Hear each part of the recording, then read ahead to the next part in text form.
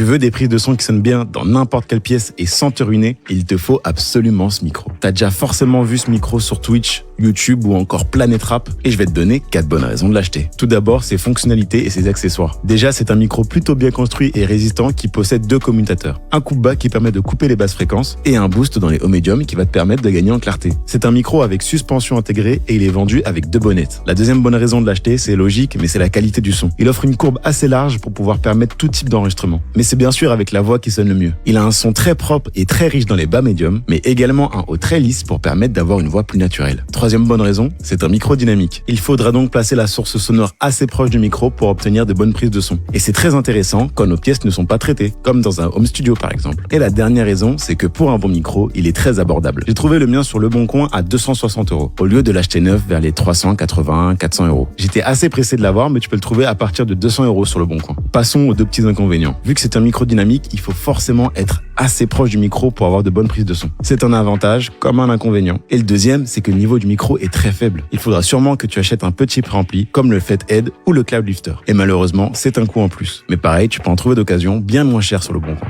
Dis-moi ce que tu penses du micro et si tu as d'autres questions, n'hésite pas à les poser en commentaire.